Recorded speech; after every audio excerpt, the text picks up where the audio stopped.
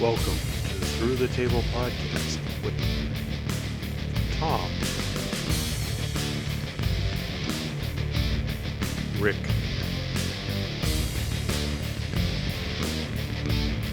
Russ, JL, and Brian.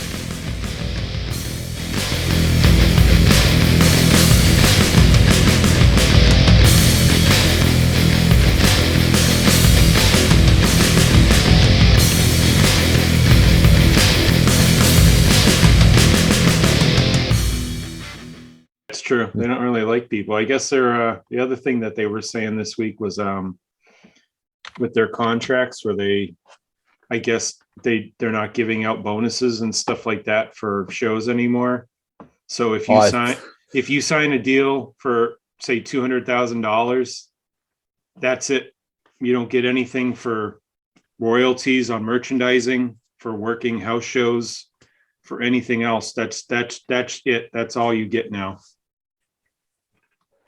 It didn't work out too well in the plot of Christmas Vacation.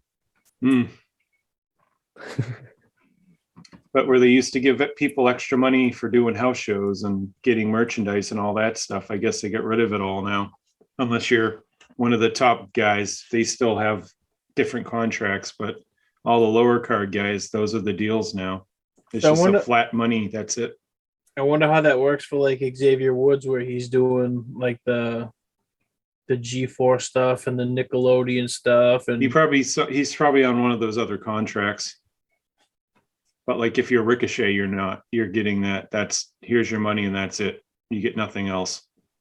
Orton, that's crazy, would be on the one where he probably gets a cut of merchandising still and a cut of pay-per-view and this or that. But a lot of the guys now aren't. The new ones that they signed, it's just a flat number. You don't get any incentive from anything anymore. See, that's just it's like that boggles my mind how, like, AEW, they have, there's you can get like an Eddie Kingston AEW shirt. But you can also go to Pro Wrestling Tees and you can buy an Eddie Kingston t-shirt, right? That and it's for a while they had that going with like Kevin Steen when he was Kevin Owens, but he still had a Kevin Steen shop. Mm-hmm. Yep. And then they're just, nope, you can't have that. It's I just don't understand why. You know what I mean? Like, I have a full-time job, but I also, make toys. Like my job isn't going to be like, well, because you sell toys on the side, we only have to pay you X amount of dollars now. Yeah, you're only getting $10 an hour because you have toys on the side. Sorry, that's it. Yeah, it doesn't work like that. I don't understand how you could sit there and be like, oh, these guys are just independent contractors. Yep, exactly. But you should be able to do whatever you want then. Right. It's funny, they just don't want them making money. No, not at all. Not at all. They want them to be as miserable as possible. Yeah. And then you wonder why they leave. And then they go to AEW where everybody seems to be completely happy and love the environment and love the management and all this other stuff. It's a bad work environment that they have. I don't get it. And they give you extra money for being great for what you do.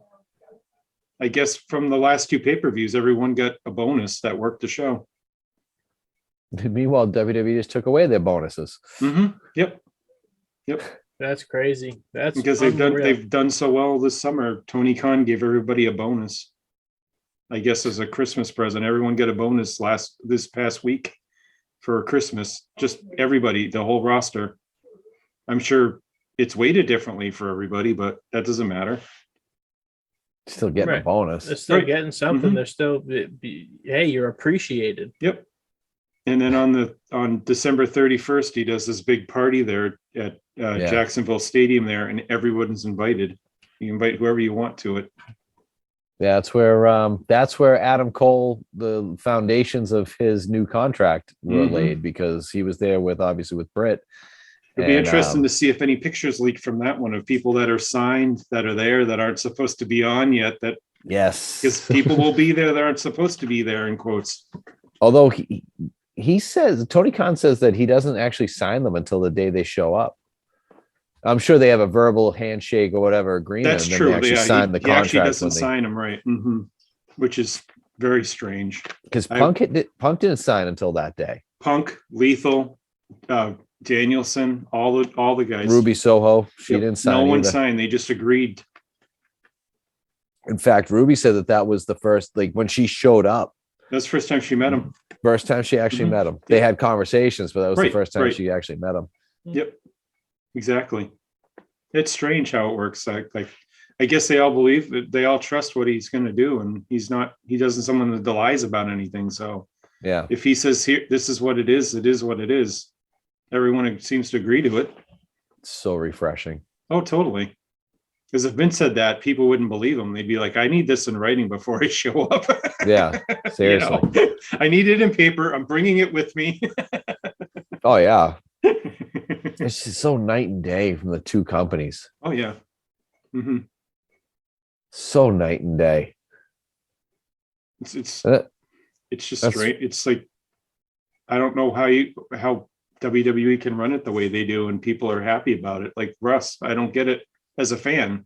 Yeah, well, and then that's why I keep saying that they're not a destination anymore. Nope. And they're not a destination for people who actually do professional wrestling. And the one place that would have been for them was NXT, and they destroyed that.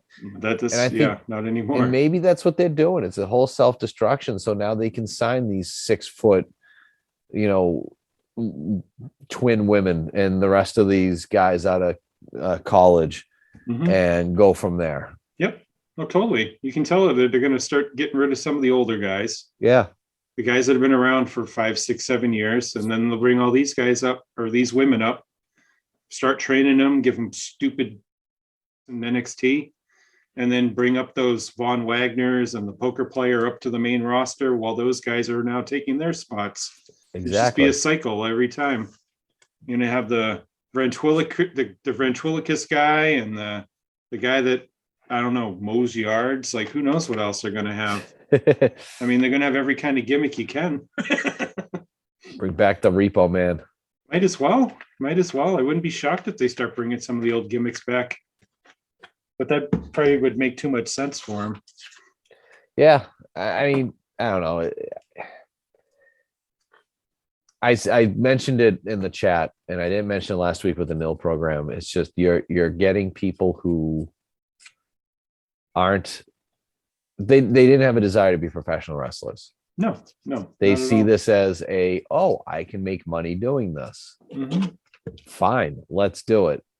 But they're not wrestling people. They're not interested. Maybe some of them are. I don't know.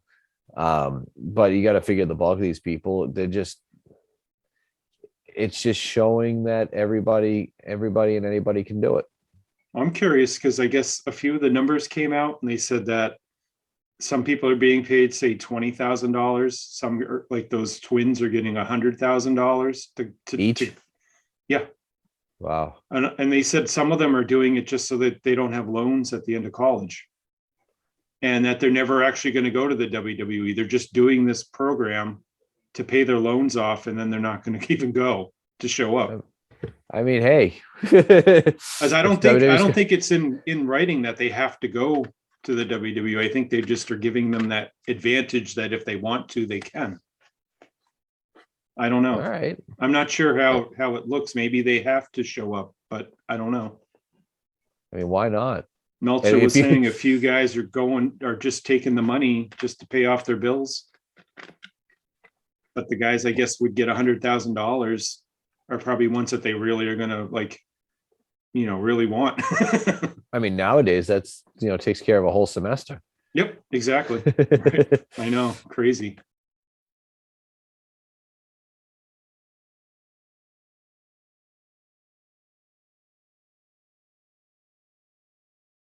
Charlotte Flair and Andrade El Idolo are no longer a couple. Their engagement has been called off.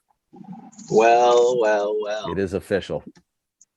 Tom broke it here first, even though it'll show up about 4 days from now. Yep. There it is. Nostradamus, I believe you said that they were done, right? Mm-hmm. I don't know if I said that. I might have. Who knows? I say lots of things. Well, it explains her recent attitude. Yep. I guess she'll be sticking around in WWE for quite a while now. Does she go off? Does she go off the rails like Paige did when Paige broke up with what's his face, Del Rio? I don't know.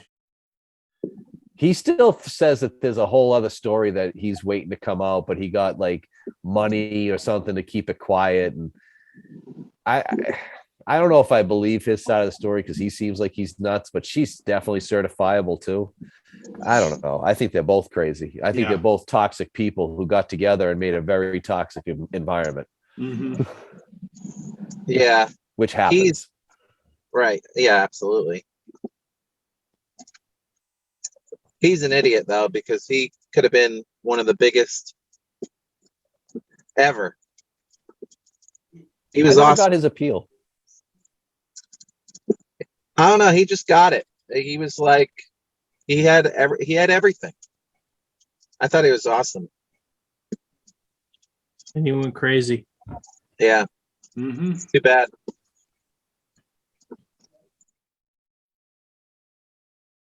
Look for, not that I always liked Eddie. So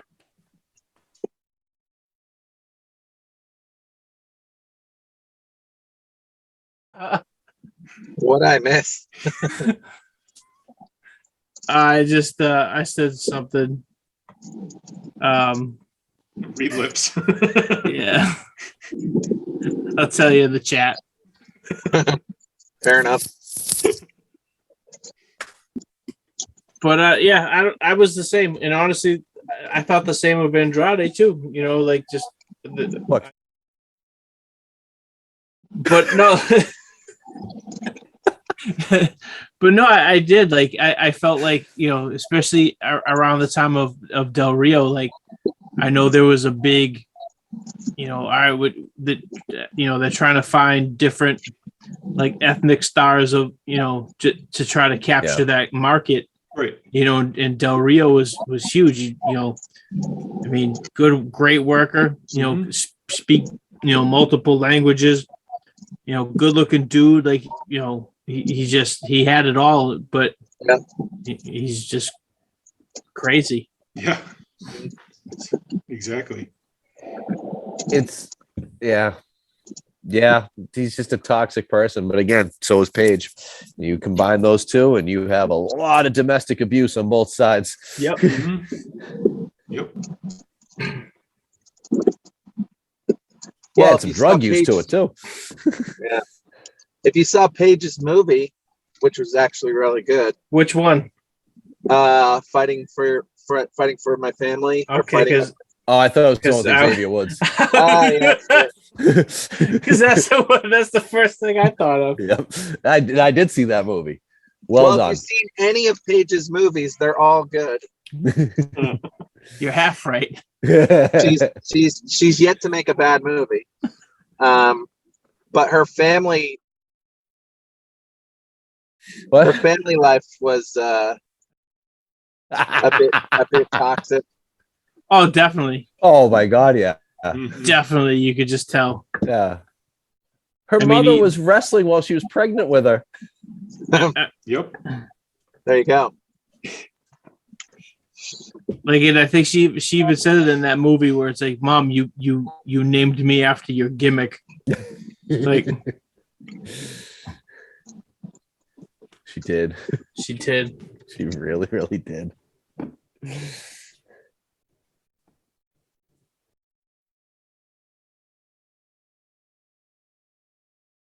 And it's just crazy that that's even a thing.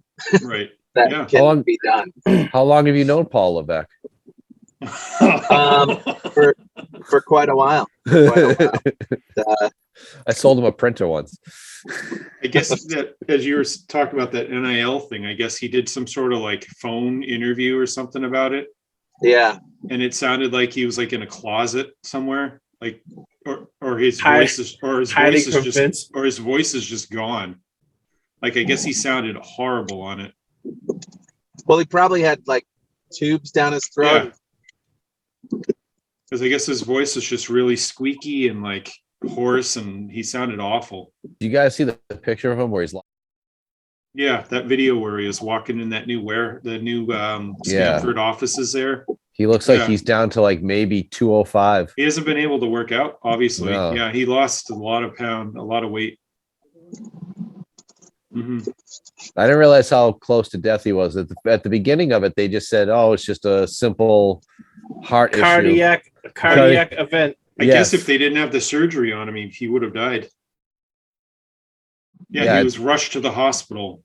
He had that Kevin Smith situation, right? If they're saying he had a heart attack or not, but something happened. Kevin Smith had like a full heart attack. Yeah, he had what they called the Widowmaker. Mm-hmm. Oh, right. Yeah. Yeah. I'm not sure if it was, but I'm sure whatever happened, they went right to the hospital and had surgery. Whatever they found out was real bad. Speaking of Widowmaker, it's not like he ever took steroids or anything, though. Allegedly. No, right. Speaking of Widowmaker, that's one of the best nicknames ever. Oh, that was a great gimmick. Too bad Barry Windham had to leave in the middle of it. That was a great gimmick. Mm-hmm. The Widowmaker. Yeah. Gives him the heart punch with the glove. That was a great gimmick. They had some really good ones that like people you just wish they could have brought back or given it to somebody that was going to stick around a little bit longer. Right. Like Waylon Mercy was fantastic, but Dan Spivey was like at the end of his rope. That was awesome, except Spivey could barely move anymore. Yeah. If they gave it to somebody that could run with it, that would have been awesome. They did. Bray Wyatt. Years and years later, right? Yeah. Mm-hmm.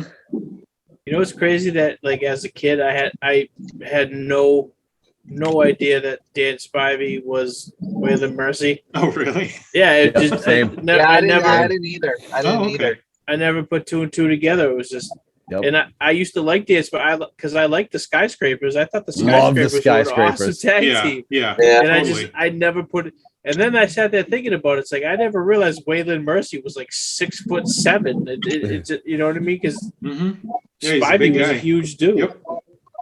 Skyscrapers was such a great tag team because they just come in, beat the crap out of you, drop a couple of power bombs, and then leave. That was the best because the best was what? Because the first Skyscrapers was the Undertaker and Spivey. Mark Calloway, yeah. Undertaker.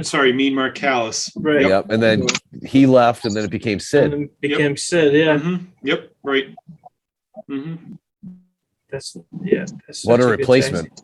Yeah, I know, really. Crazy.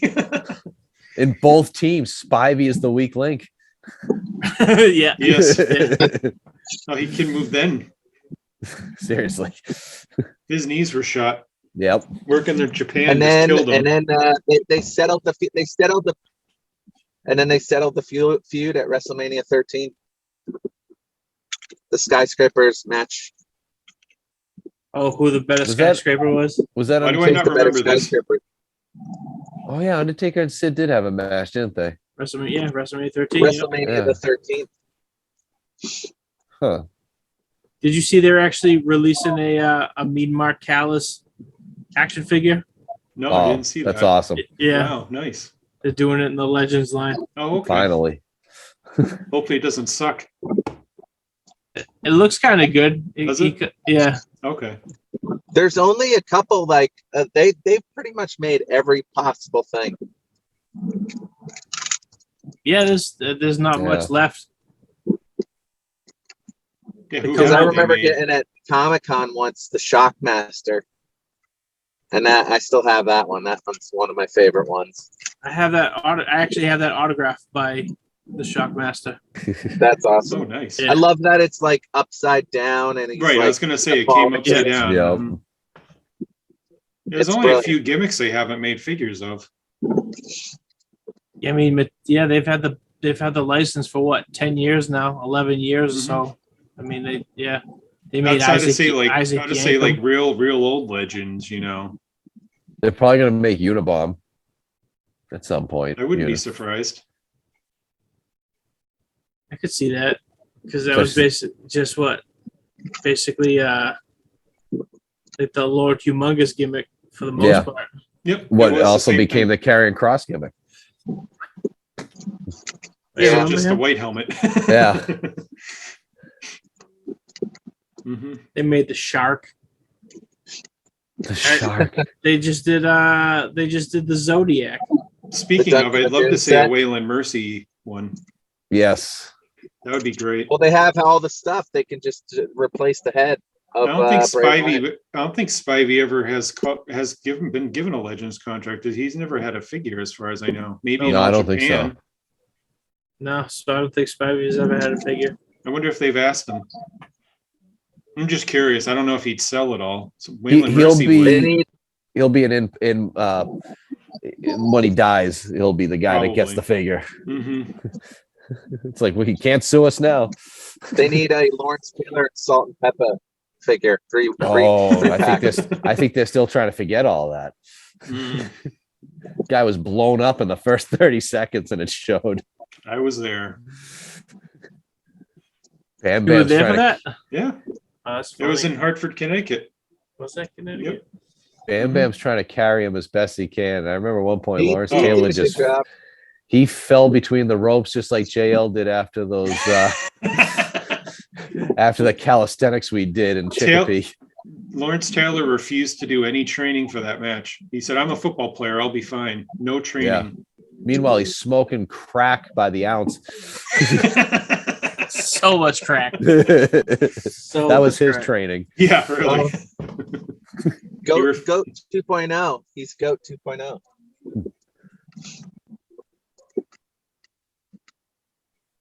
But that just shows you how good Bigelow was. That fact that he just literally carried him to a main event of WrestleMania. Is it possible? And they promised Bigelow like the title and all these things. Yeah. Yeah, and then the Click vetoed it all. Yep. He should have been champion. And everyone likes to talk about, I do too, about like Kurt Hennig, Rick Rude, guys like that never got an opportunity because of Hogan. Bigelow at some point should have run with the title. Oh, for sure. Right. He's probably he was great everywhere. He was great everywhere. He's probably the most underrated yet like well-known incredible worker, but he in my opinion he's still underrated because he never got hold the title. I remember hearing about him like as a kid. People telling me like, oh, we've been hearing about this guy Bam Bam Bigelow. He's got his head tattooed. He's and like he was the first. I mean, I wouldn't call him like an urban legend. I don't know what else to call. You know what I mean? Like he was like, and then when you saw him, you were just like, oh my god, this dude's huge. He's he's got flames on his head. He's cartwheeling and. He was the first tattoo guy for me. Like this is like the first guy where it's like, oh, one of them. That looks cool. But not only that, but I remember when they did the Who's Gonna Manage Bam Bam, and they had like all the managers like debating with each other over who was going to get to manage them and all this other stuff. I think it didn't end up being like it was Oliver Humperdinck. Like Oliver Humperdinck. The Dink. Yeah. What a dumb gimmick that was. Yeah, the only promotion that gave him a title or say a world title was ECW. Yeah. With Triple Threat. And even that though wasn't like that Survivor Series where he was on Hogan's team. Was it 89? 88. Or 88? 88. 88. He should have. I feel like they should have started a feud right there with Hogan. Yep. And he should have. He should have been the one to take the belt off of Hogan. That would have been. He left because him and Andre got in a squabble where he thought he was like the next superstar, and Andre beat in a Madison Square Garden show, and Bigelow quit. And then the Click. Then he went to WCW and he got in the bad. I don't remember who he ran in with somebody there and got on their bad side, and they were way high up in the totem pole, and he was feuding for the hardcore title and all that stuff. So I mean, he seemed like he always got himself into trouble. Yep. The fact that him and Vader were a tag team in Japan, those matches were awesome. Did they ever work? I feel like I would love to see like a Vader and Bigelow versus like Doc and Gordy. They did. Oh my god, I gotta find that match. In those tag leagues that they did in like the fall time, they worked against each other as a team. Oh yeah. Oh, I gotta look those up.